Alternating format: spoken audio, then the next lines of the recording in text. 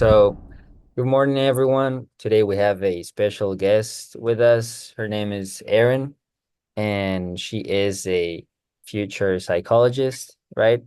From Mm-hmm. Kenyon Yes. College. How are you doing today, Erin? Uh, I'm doing well. Can't complain as of late. How Well, are you? now I'm good. I'm good, Erin. Thank you. Yeah. So today's podcast is going to be about um communication and technology. So I wanted to ask you first, what emerging technology excites you the most and why? Like something that you use every day, probably. I don't know. Um, I guess like in the educational realm, Mhm. ChatGPT is a new one. Yeah, for Um, sure. I guess yeah, it's less technologies in terms of material and more in terms of like databases. So things like ChatGPT and like other AI or like other social media, I guess, if that's considered technologies. Right. Yeah. I think we all are trying or incorporating this new AI tools. But yeah, it's I wanted to ask you another thing that it goes along with this first question, and is how do new technologies impact our lives and those of new generations? Like how do you think emerging technologies like the ones you said AI are shaping the way we live today compared to a decade ago? I don't know. Um, I feel like it is a good way to get more efficiency out of work. And so you can do more with less time because you're not having to actually go through the directions or whatever that you put into the AI. Mm, However, on the flip side of that, I think that we are losing somewhat basic skills right. that I mean, could or could not hinder us, I guess, later as a society. I don't know the answer to that, but there are like certain skills that we are losing that we're seen as, more core things to learn in education back in, 30, 40 years ago that it's not pressed at all. But I think that it's a double-sided issue. I think there's pros and cons. But I also think that it's going to continue. Like we're going to get more and more of this. So we might as well lean into it a little. But Yeah, and right.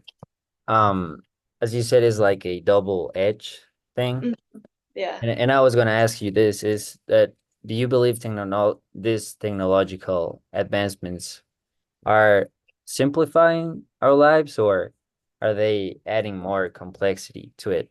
What do you think about that? I don't know.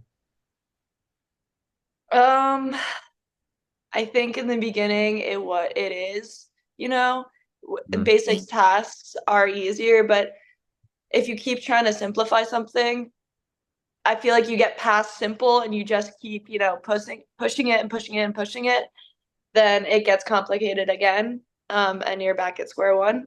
And I think that we are potentially going in that realm, I guess. But mm.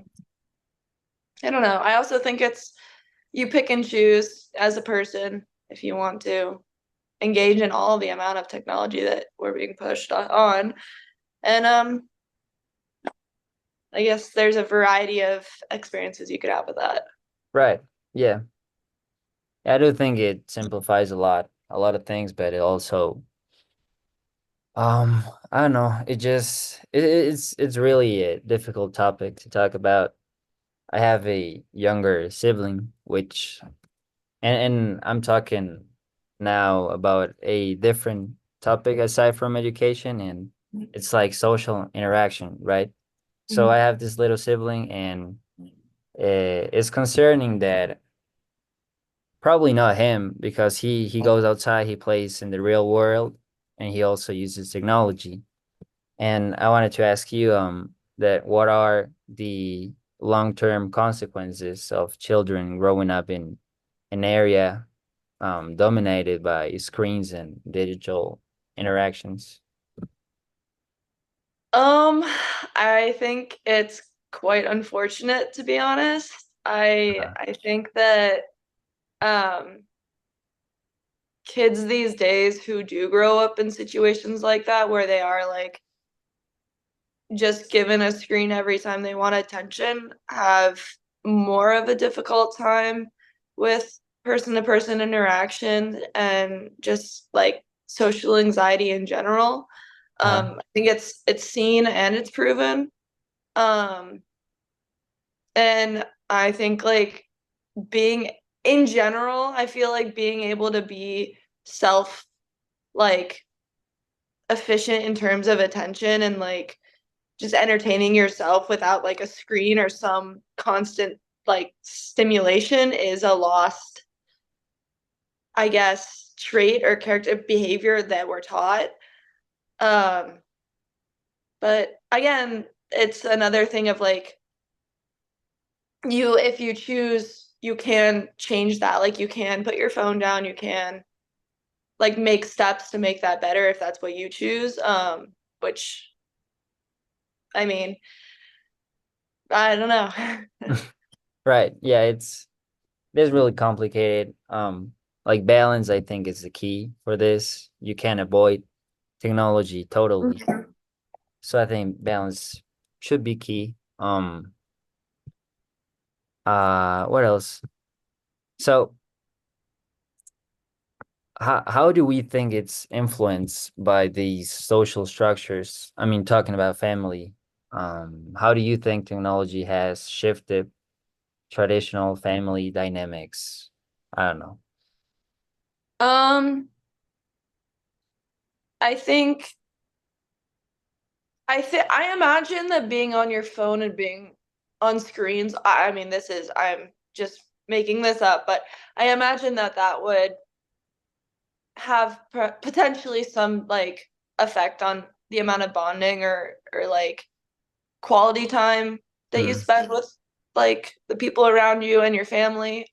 So I suppose it could have potential effects on like familial bonds, but I also think that like just having a parent be like go outside with your siblings or friends and like don't come back until several hours later and you're having a lot more fun. And it's like just having parents to just put them out there because once kids are in environments where like once kids are outside they're gonna find something to do, but if you give them a screen first they're not gonna need to do that. So I guess I would hope that more parents do that if that's gonna change. right. Yeah. Yeah. Family dinners, especially at my house, my mom usually tell us to put the phone away and don't use it at least while we are having a family dinner. So yeah, it's as I said, I think balance is really the key for this, especially for younger generations. And well it's yeah, go Well, I ahead. was just gonna say off of that, like I also think that culture plays a huge role, and I think Mm, that America is probably one of the worst places for it. Like I think that we probably have the worst, like, because we don't have those cultural, or for the most part, we don't have those cultural familial things where it's like you're not like my family did the same thing, but I think for the most part, like kids are on screens, like parents are giving kids screens at restaurants instead of and mm. like engaging and like and they're allowed to be it's like doing that at family dinners and I think that that's a like that could be a big difference. Yeah, it is between cultures. Yeah. Aside from culture, uh, probably um seeing this from another perspective, I don't know. Are new technologies empowering marginalized communities, or are they reinforcing existing social hierarchies? I don't know if that's yeah, I don't know if you understand the question, right? Um, like, is it giving, like, is it giving minorities some sort of platform to voice their opinion, or is it Hmm. oppressing them Yeah. or spreading more hate? Yeah. Because I think it's a little bit of both. I think I think social media and all of it is such a uh, like a wide category that within that, like the so-called algorithm, for instance, like you can get so many things under that, and so I think it depends on what you're being pushed and what like echo chamber for, I guess, an example like what that is for you. So if you're constantly scrolling, you could get like BLM support, like the pride support, like that could be that for you. And then for another person, unfortunately, it could be like a bunch of like racist propaganda or like whatever.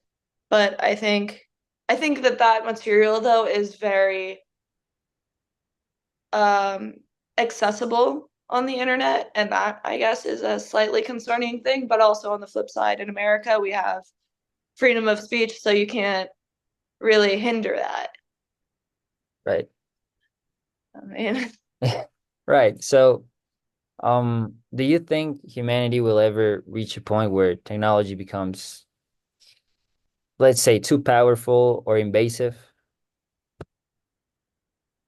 um I mean, yeah, I'm sure we're gonna push it too far. I feel like we always tend to do that. Mm, But I also think that like older generations think it's invasive now, right? Like grandparents are like, what is AI? Why do we need it? Like so I think yes to both. We are gonna push it too far, and it is somewhat already invasive, but yeah, I think it's gonna continue to grow. yeah, I think it's something that we can't really stop it from happening. Um, but yeah, I don't know if you have any questions for me. I don't think so. All right, cool. Well, um, I was happy to have you here to have this little conversation. And well, thank you for being here. No, it was interesting. I All enjoyed it. Thank you. right, thank you, Erin. Bye. Bye.